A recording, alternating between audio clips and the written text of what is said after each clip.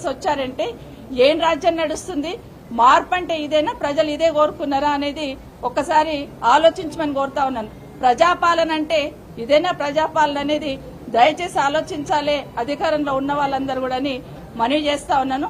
ఈరోజు ప్రతిపక్షం శాసనసభ్యులు ఉన్న దగ్గర ఏ విధంగా అయితే ఓడిపోయాలని మీరు స్టేజ్ మీద తీసుకొచ్చి కూర్చోబెడుతున్నారో మీ నియోజకవర్గాలలో కూడా అదే విధంగా మీరు మీ దగ్గర ఓడిపోయిన వాళ్ళని కూడా స్టేజ్ మీద తీసుకొచ్చి కూర్చోబెట్టండి.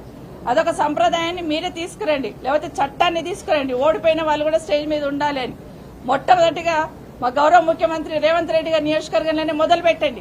ఓడిపోయిన వాళ్ళని కూడా నాతో పాటు పక్కన కూర్చోబెట్టుకుంటాను మీరు మొదలు పెడితే డెఫినెట్ గా మేము కూడా దాన్ని యాక్సెప్ట్ చేసి ముందుకు తీసుకెళ్తాం. ఇక్కడే కాదు, మొన్న ఈ మధ్య కౌశిక్ రెడ్డి గారు స్కూల్ సంబంధించి ఎంఈఓలను పిలిచి రివ్యూ చేస్తే ఎంఈఓలకి షోకాజ్ నోటీస్ ఇస్తారు డిఈఓ గారు. ఎట్లా పోయినా ఎమ్మెల్యే పిలిస్తే రివ్యూ చేస్తే ఇదెక్కడ సంస్కృతి తీసుకొస్తా ఉన్నారు? ఎమ్మెల్యే గారు స్కూల్ సంబంధించిన విషయాలను రివ్యూ చేస్తుంటే దానికి సంబంధించిన ఆఫీసర్స్ ఎంఈఓలందరికీ కూడా షోకాజ్ నోటీస్ ఇవ్వడం వల్ల దాన్ని జిల్లా పరిషత్ మీటింగ్ లో ప్రశ్నిస్తే ఎమ్మెల్యే గారి మీద కేసు పెట్టడం జరిగింది. కనీసం కేసులు పెడుతున్నప్పుడు స్పీకర్ గారు పర్మిషన్ తీసుకోవాలని కూడా ఆలోచన లేకుండా కేసు రిజిస్టర్ చేయడం జరిగింది. కోవా లక్ష్మి గారు తను ప్రోటోకాల్ పాటించట్లేదని తను కలెక్టర్స్ వాళ్ళని అడిగితే అక్కడ కూడా మమ్మల్ని మా విధులకు ఆటంకం కలిగించారని కేసు పెట్టడం జరిగింది. ఇప్పుడే మా గౌరవ డిప్యూటీ స్పీకర్ గారు పద్మారావు గారు వారి నియోజకవర్గంలో ఇప్పుడు చెక్కుల పంపిణీ ఉంది. కరెక్ట్ గా ఒక గంట ముందు ఆయనకి ఇన్ఫర్మేషన్ ఇస్తున్నారు, చెక్కుల పంపిణీ ఉంది మీరు వచ్చేయండి.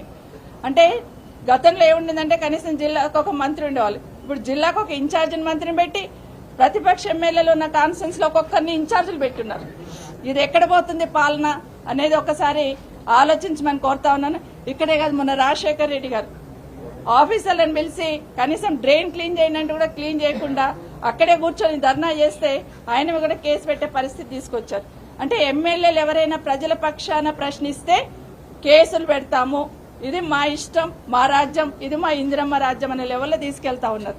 ఇది దయచేసి ఆలోచించమని కోరుతా ఉన్నాను. ప్రతిపక్షంలో ఉన్న ప్రభుత్వంలో ఉన్న ఎమ్మెల్యేలకు ఉండే రైట్స్ ఎమ్మెల్యేలకు ఉంటుంది, దాన్ని కాపాడాల్సిన బాధ్యత ప్రభుత్వంలో ఉన్న పెద్దలకు ఉంటుంది, అదేవిధంగా గౌరవ స్పీకర్ గారికి ఉంటుంది. దయచేసి భవిష్యత్తులో జరగకుండా చూడమని స్పీకర్ గారిని కూడా కోరడం జరిగింది. ఒక దగ్గర ఎక్కడో ఒక దగ్గర కనీసం స్థానికంగా ఉన్న గౌరవ శాసనసభ్యులు ప్రతిపక్ష శాసనసభ్యుల్ని కనీసం దాన్ని అధికారులు కనీసం అడిగే స్థితిలో కూడా లేకుండా అయిపోయారు. ఉదాహరణకి నా నియోజకవర్గంలో ఒక కార్పొరేషన్ లో వన మహోత్సవం పెట్టమని అడిగారు. వన మహోత్సవానికి డేట్ ఇవ్వండి మేడం అని కమిషనర్ గారు అడిగితే ఓకే డే ఆఫ్టర్ టుమారో పెట్టుకుందాం అన్నాను.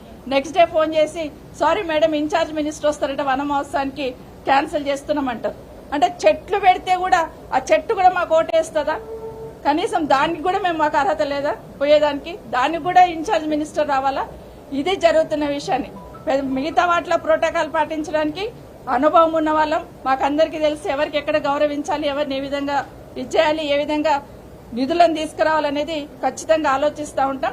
గౌరవించి ప్రజాప్రతినిధులను గౌరవించడం అనే సిస్టమ్ ఏదైతే ఉందో దాన్ని దయచేసి కొలాప్స్ చేయొద్దని గౌరవ ముఖ్యమంత్రి గారిని ప్రభుత్వాన్ని అదేవిధంగా గౌరవ స్పీకర్ గారు కూడా కోరుతా ఉన్నాం.